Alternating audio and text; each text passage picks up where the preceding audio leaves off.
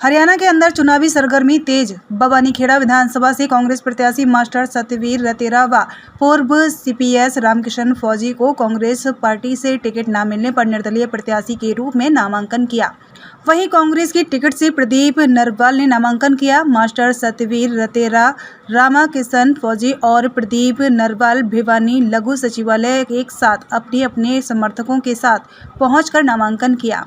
देखिए ground report Manjeet Chauhan Rateria के साथ। और जिन्होंने पूरे हरियाणा में यात्रा चले, हरियाणा मांगे हिसाब, जिसके नाम पर हरियाणा में आंधी कांग्रेस की, हम सबके बड़े भाई आदरणीय दीपेंद्र सिंह हुड्डा जी और हमारे लोकसभा के यहाँ से सांसद, जिनको मैं पिता तुल्य मानता हूँ, आदरणीय जयप्रकाश जी हमारे सांसद भी हैं, बड़े दबंग नेता हैं, जिनसे मुझे बड़ा सब कुछ सीखने को मिला। तो मैं हरियाणा की मिट्टी का बेटा हूँ। आज मुझे बवानीखेड़ा की सेवा करने का मौका मिला है।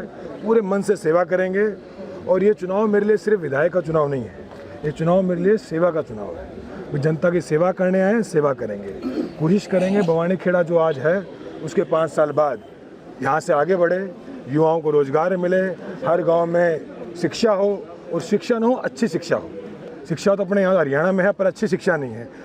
यहाँ के गाँव के बच्चों को शहर में नहीं जाना पड़े पढ़ने के लिए, ऐसे गाँव में स्कूल खुले। दावे सभी करते हैं, आपकी पार्टी के जो प्रबल दावेदार थे वो भी करते हैं, वो काफ़ी नाराज हैं। उन्होंने निर्दलीय फार्म भर दिया, तो क्या मानते हैं कि उन्होंने कसम भी खाई है एक तरह से कि प्रदीप नरवाल की जमानत जब्त करके मानेंगे? क्या लगता है इसका नुकसान होगा? ये फैसला जनता जनार्दन करती है और मेरा काम है पूरी ताकत से चुनाव लड़ना, मेरा काम है जनता की सेवा करना। और जो आपने कहा वादे सब करते हैं, मैं उस विश्वविद्यालय का पढ़ा हुआ हूँ, उस यूनिवर्सिटी का पढ़ा हूँ जहाँ पे फीस 200 रुपये थी 6 महीनों की सेमेस्टर की। गरीब आदमी था, किसी भी जाति का था, किसी बिरादरी का था, लोअर कास्ट था, अपर कास्ट था, सबकी गरीब आदमी की फीस माफ़ हो जाए अगर तो उस यूनिवर्सिटी से पढ़ा हूँ मैं। तो हम तो एक ऐसे सपने देखते हैं, इसी तरह के समाज की बात करते हैं कि इसी के लिए लड़ाई लड़ते हैं। जहाँ चुनाव का सवाल है, चुनाव लड़ेंगे, पूरी ताकत से जीतेंगे। और देखिए हरियाणा में दीपेंद्र हुड्डा जी ने गांव-गांव जन जन के लिए काम किया है। मैं आज अपने पिता समान चौधरी जयप्रकाश जी की लोकसभा में खड़ा हूँ। जब इनकी लोकसभा में खड़ा हूँ तो बारी मोहन सकदैन का बेटा हूँ मैं, तो बारी होने की बात ही नहीं है। लेकिन लगता नहीं सबसे बड़ी चुनौती होगी वो पैराशूट कैंडिडेट का लगता है। चुनौती एक है, लड़ाई एक है, भाजपा को हराएंगे, पूरी ताकत से कांग्रेस पार्टी लड़ेगी, भाजपा का यहाँ सुपड़ा साफ करेंगे और कांग्रेस पार्टी 8 तारीख को सरकार बनने जा रही है। मेरा पूरा विश्वास है कि बवानीखेड़ा से हम भारी जीत के साथ यहाँ से विधानसभा पहुँचेंगे। तो नाराज हुए कैंडिडेट, उनको मनाने का प्रयास देखिए सब हमारे भाई हैं भाई, हमारे जो टिकट मांगने वाले 20 कैंडिडेट यहाँ भी खड़े हैं, 2 हमारे वो भाई भी हैं, तो किसी के प्रति कोई बात नहीं है भाई, सबसे बात करेंगे, जो मानेगा उसको मनाएंगे। लेकिन मुख्य कारण क्या है, मुख्य मुद्दा क्या है भाई? मेन कारण है इस स्टेट से भाजपा को हटाना है। पिछले 10 साल में किसान, नौजवान, दलित, मजदूर, पिछड़ा, अगड़ा, हर बिरादरी का आदमी सड़क पे खड़ा है, पहले तो कभी नहीं था।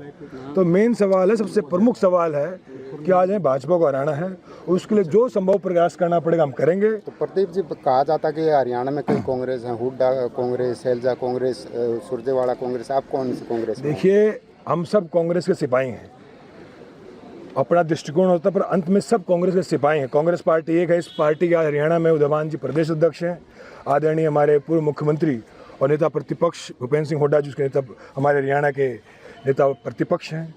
और मेरा मानना है भूपेंद्र सिंह हुड्डा जी के नेतृत्व में, दीपेंद्र जी के नेतृत्व में हरियाणा में हम पूरे बहुमत सरकार बनाएंगे। और मैं फिर बार बार कहता हूँ कि हरियाणा में जिसने लड़ाई लड़ी है जनता उसके साथ खड़ी, पिछले 10 साल में जो लड़ा है जनता उसके साथ खड़ी है पूरी ताकत से। धन्यवाद। ये थे सांसद नरवाल जी, क्या ये नामांकन आपने किया, क्या कहेंगे?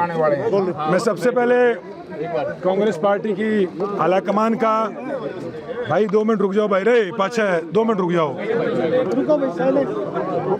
सबसे पहले मैं कांग्रेस पार्टी के आलाकमान का, हमारे राष्ट्रीय अध्यक्ष माननीय मल्लिकार्जुन खड़गे साहब का, हम सब की विचारधारा कांग्रेस पार्टी के जननायक आदरणीय राहुल गांधी जी का, मेरी नेता और जिन्होंने हमेशा मुझे मौका दिया है राष्ट्रीय महासचिव आदरणीय दीदी प्रियंका गांधी जी का, हमारे प्रदेश अध्यक्ष उदयभान जी, प्रभारी बाबरिया जी और हमारे नेता प्रतिपक्ष पूर्व मुख्यमंत्री, जिनकी उंगली पकड़ के हम सब लोग यहाँ सारे कैंडिडेट खड़े हैं, माननीय भूपेंद्र सिंह हुड्डा जी, हमारे लोकप्रिय सांसद और हरियाणा के जन जन के नेता जिन्होंने यात्रा की हरियाणा मांगे हिसाब, जिसके कारण हरियाणा में पूरी लहर है कांग्रेस पार्टी की।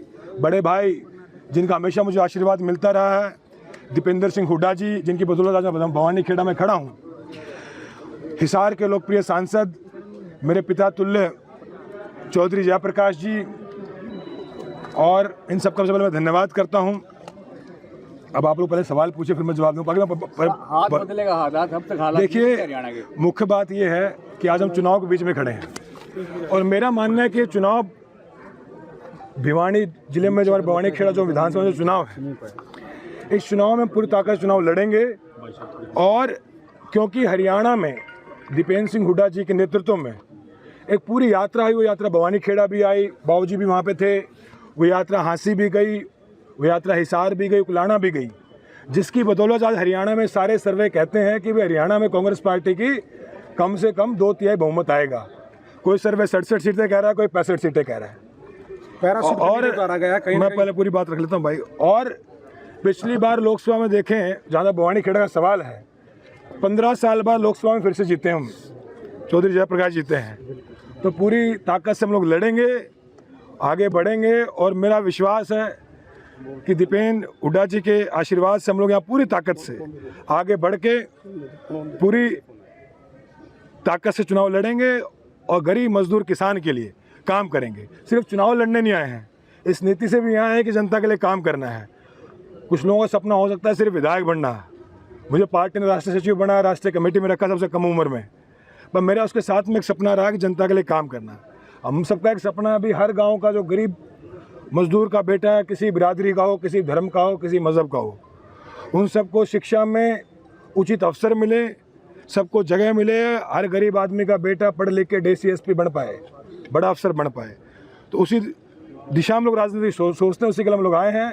किसान के ऊपर दोबारा लाठीचार्ज ना हो, मजदूर को मारा ना जाए, गरीब को कुचला ना जाए, उसी राजनीति के लिए आगे खड़े हैं। पैराशूट कैंडिडेट की बात चल रही है, हम फौजी नामांकन भरा है, वहीं बात करते रहे।